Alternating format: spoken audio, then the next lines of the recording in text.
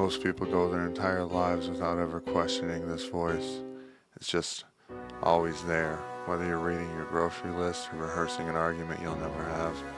It's there when you're cooking dinner or narrating your walk to the car. Psychologists call it inner speech. For most of the 20th century, nobody took it very seriously as a subject of study.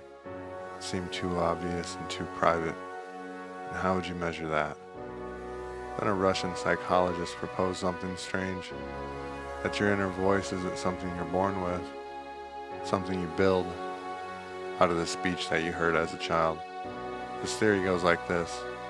Toddlers talk to themselves out loud constantly as they play. Psychologists call this private speech. It's not really directed at anyone. It's the child narrating their own actions to organize their thinking.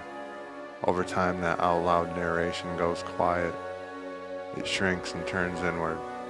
And by adulthood, it's compressed into something so fast and so automatic that it barely resembles speech at all anymore. It's more like a thought that's wearing the costume of your voice. Here's where it gets strange. When you hear that inner voice, your brain isn't just imagining sound. It's actually activating Broca's area, the same region responsible for physically producing speech.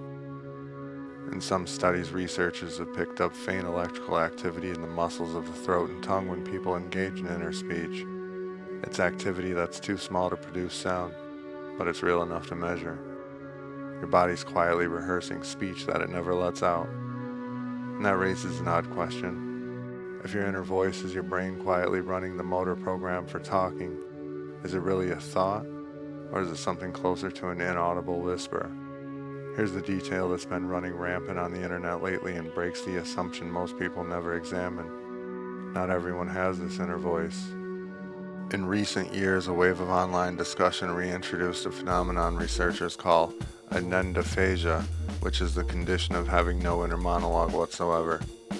People with anendophagia don't silently narrate their thoughts in words. They report thinking in images, impressions, or a kind of wordless, just knowing. And many of them didn't even realize until adulthood that other people's minds worked any differently than theirs. Imagine finding out that when somebody says the voice in your head, it's not a metaphor, it's literal, and you don't have it. This isn't a disorder. It isn't rare in the way you'd expect. Estimates suggest a meaningful percentage of people experience thinking with little to no inner narration. It's simply a different architecture for the same underlying thing. A mind that needs to think. So if your inner voice is built and not born, it's assembled out of speech you happen to overhear and internalize, then in some strange sense that voice is less you and more an echo of every voice that ever spoke around you. The thing you've spent your whole life calling myself thinking might really be a compressed remix of everyone else. Which brings us back to the sentence you read at the start of the video. That voice reading it wasn't you, exactly. It was a structure, built by accident out of other people's voices, running quietly in the background of a mind that happens to be yours.